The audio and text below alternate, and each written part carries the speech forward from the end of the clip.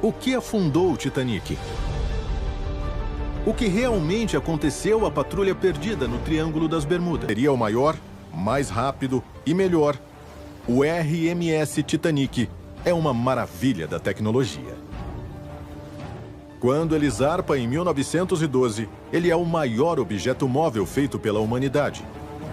Um navio inafundável. Mas depois de cerca de 4.000 quilômetros em sua viagem inaugural, o desastre.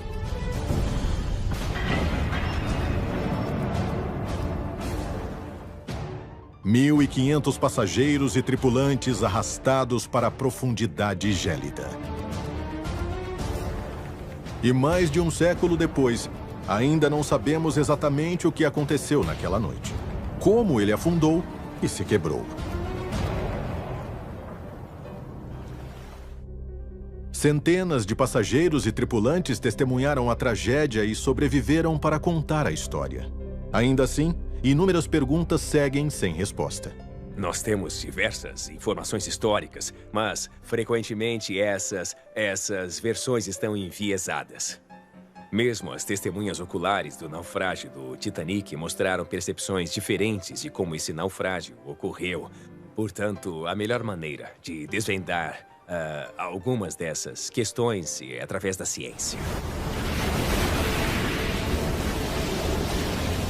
Após anos de trabalho e diversas expedições, nós conseguimos evidenciar uma paisagem extraordinária. Abra o ralo do Atlântico. Quase 4 quilômetros abaixo, enormes paredes de metal erguem-se em direção ao céu. A luz solar brilha sobre seus convés mais uma vez e inúmeras pistas do desastre vêm à tona. Este é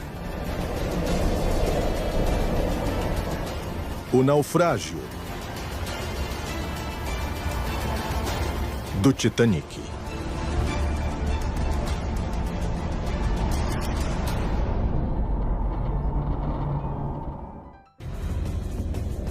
Nós drenamos o Atlântico e pela primeira vez podemos ver o Titanic na íntegra, com uma riqueza de detalhes sem precedentes.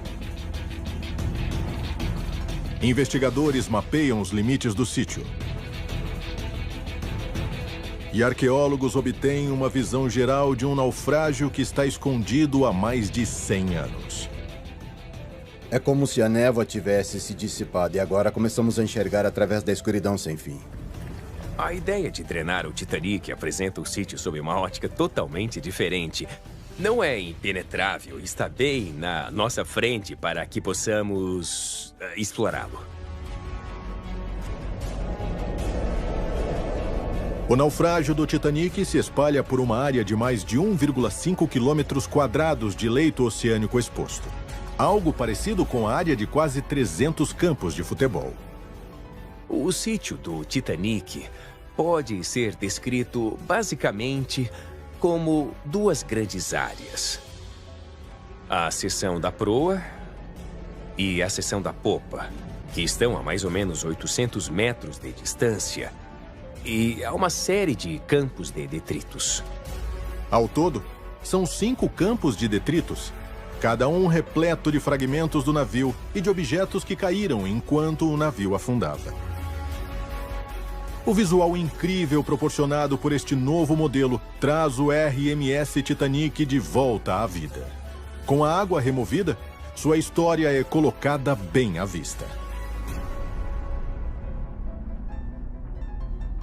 As pessoas acham que a ciência está acima da emoção. Mas quando se olha para o convés de um navio onde se sabe que muitas pessoas trocaram seus últimos adeuses, esses são pontos importantes nesse navio. Os corrimões, onde naquela noite gélida pais abraçaram seus filhos, levaram-nos para os botes salva-vidas. E se debruçaram para conseguir um último vislumbre de seus entes queridos. E através da escotilha, os passageiros presos debaixo do convés viram o céu estrelado uma última vez enquanto o navio escapava para baixo das ondas. e o mastro do Ninho do Corvo, onde a voz do vigia Frederick Fleet quebrou o silêncio da noite ao avistar o iceberg que se aproximava. As icônicas âncoras de 8,5 toneladas do Titanic, ainda em seus lugares, brilham na luz ofuscante do sol pela primeira vez em mais de um século. Com o oceano agora seco, a enorme seção da proa ascende imponente do leito marinho. Apesar da violência do naufrágio e de todo esse tempo no fundo do mar, o que há dentro da proa em particular é ainda uma representação fantasmagórica do navio que fora um dia. Dentro da proa encontram-se vários dos mais luxuosos aspectos do navio. A escadaria principal, percorrendo uma altura de 5 convéses. A piscina aquecida reservada somente para passageiros da primeira classe. E uma academia de ponta, posicionada bem no convés do navio. O modelo revela o quanto essa área do navio permaneceu realmente intacta. Repousando no chão exposto do oceano, numa posição praticamente vertical, o casco fantasmagórico do Titanic parece estar navegando através do leito marinho, sua proa partindo a lama como se fosse água. Com 12 metros de proa acima do assoalho marinho, um total de 20 metros devem estar enterrados, o equivalente a um prédio de 6 andares. Usando a profundidade com que ele se entalhou no leito marinho, os pesquisadores estão refinando o cálculo da velocidade de impacto.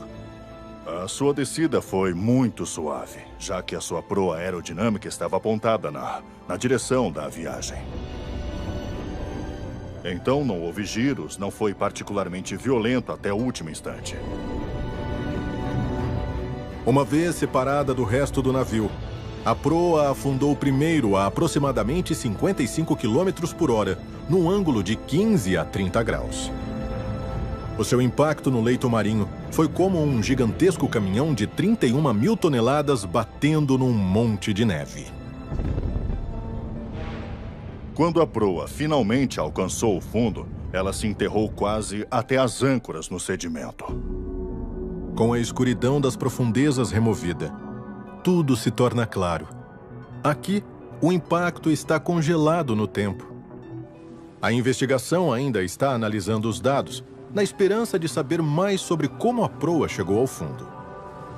E o fato da proa estar intacta significa que eles também podem examinar o maior mistério envolvendo o Titanic, o impacto com o iceberg.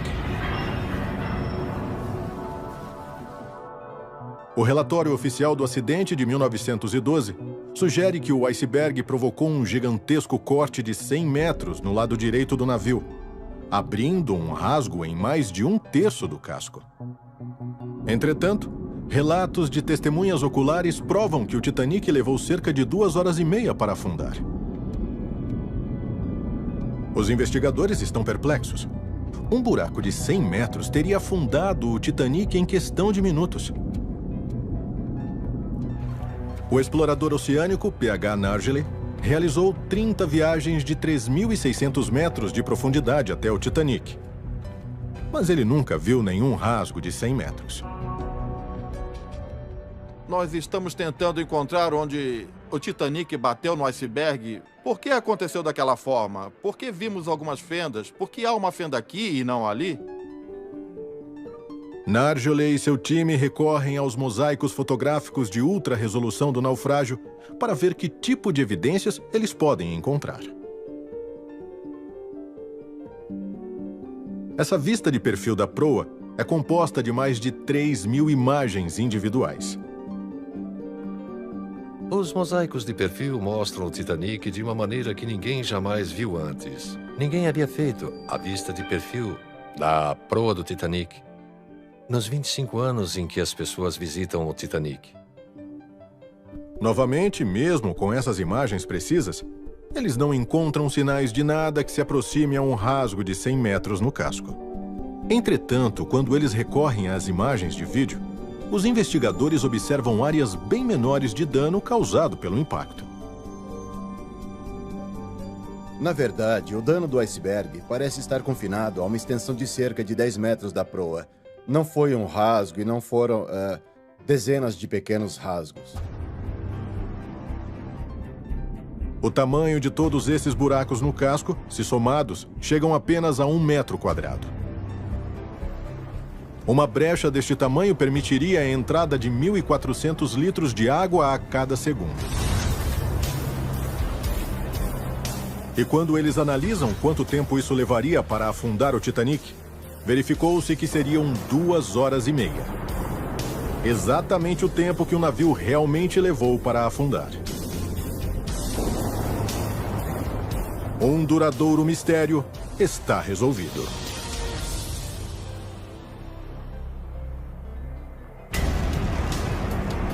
Investigações mais aprofundadas confirmam que o corte gigantesco é ficção. O iceberg causou apenas pequenos furos abaixo da superfície da água, mas ao todo, eles foram suficientes para desencadear um desastre.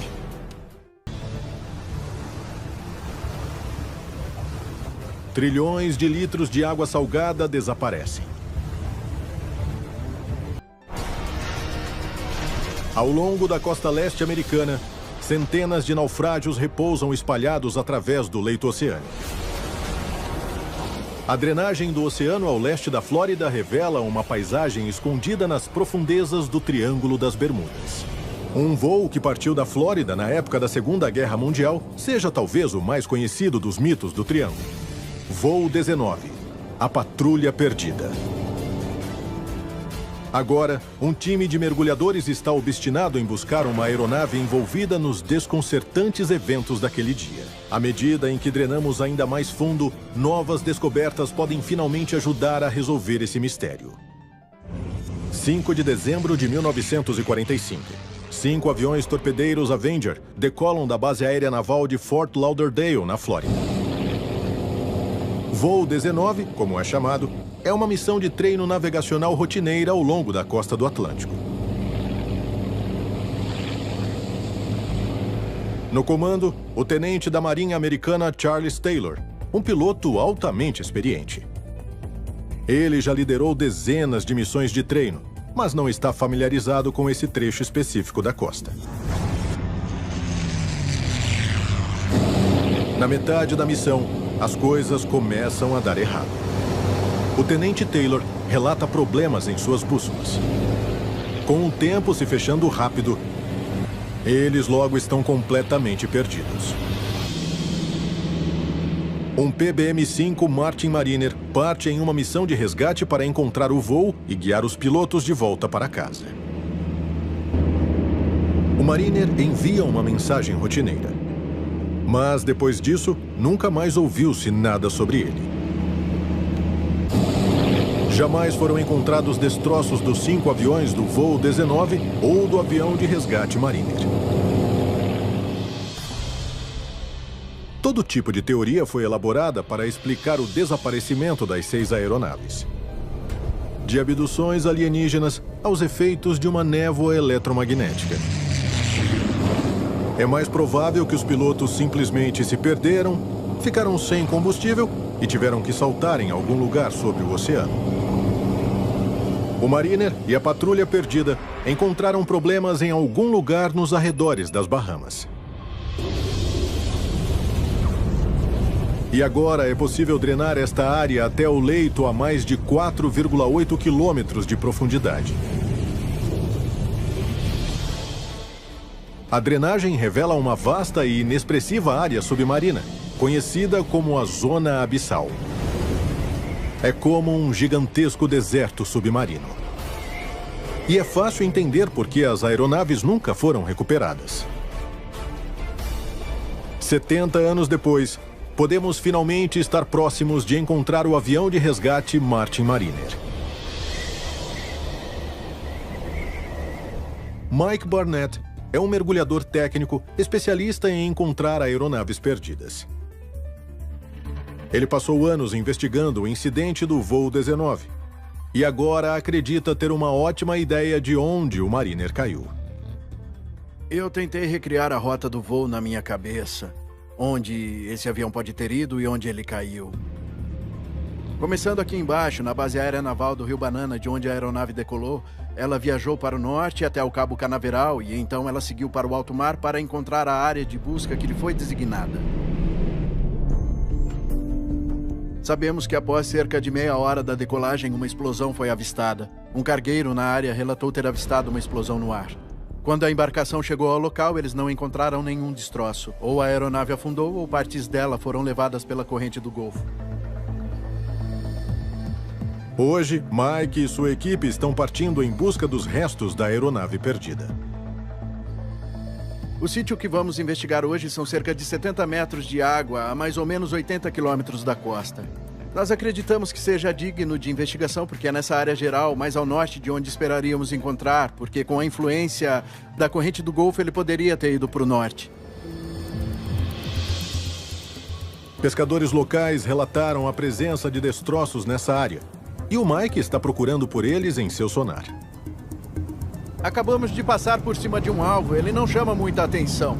É um pouco pequeno, que é esperado para uma aeronave. Acho que é hora de me vestir e dar uma olhada. Vai, vai, vai!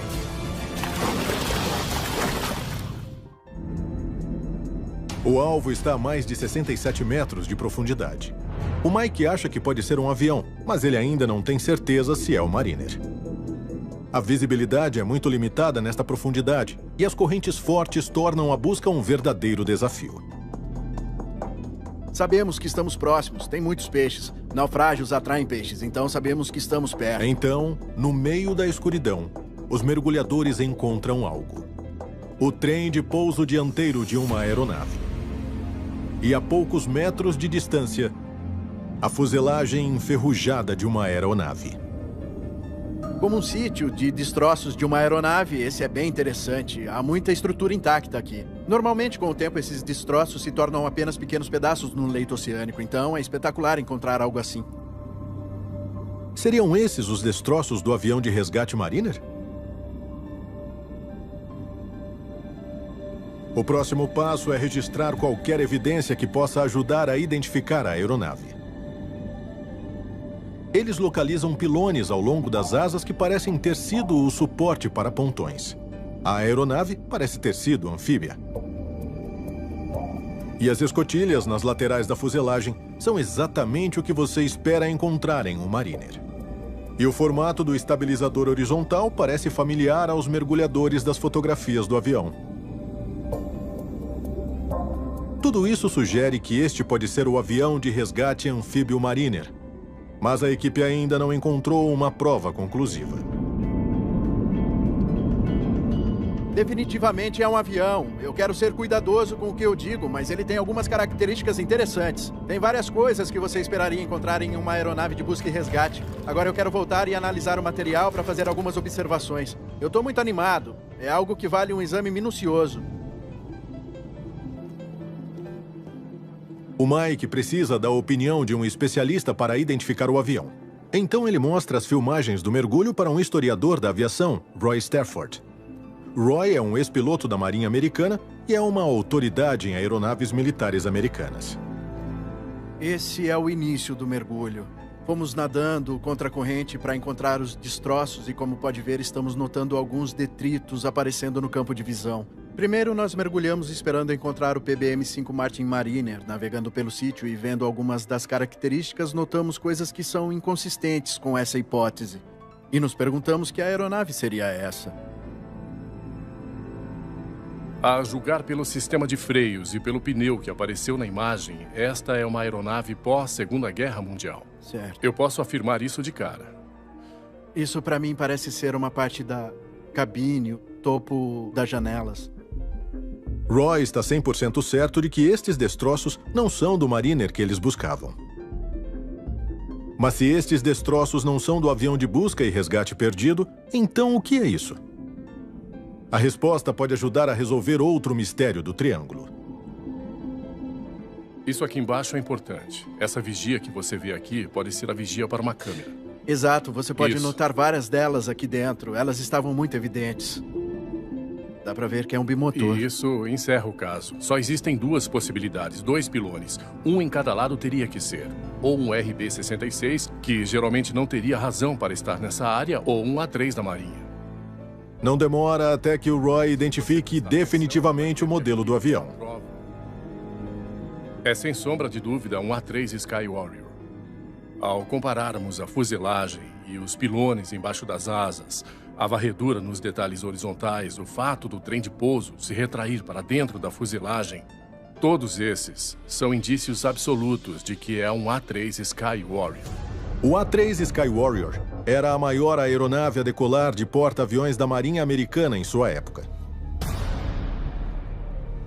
E os arquivos da Marinha mostram que, em 1960, um deles caiu na região ao tentar pousar em um porta-aviões. É bastante provável que este seja o A3 naufragado que Mike e sua equipe encontraram. Mas o voo 19 e o avião de resgate Mariner permanecem perdidos.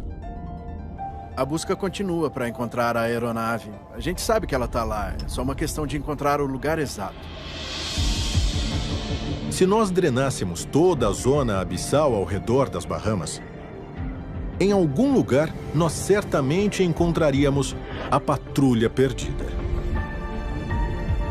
E baseados nas condições de outros aviões naufragados encontrados no leito do mar, é assim que esperaríamos que eles estivessem, após 7 décadas no mar.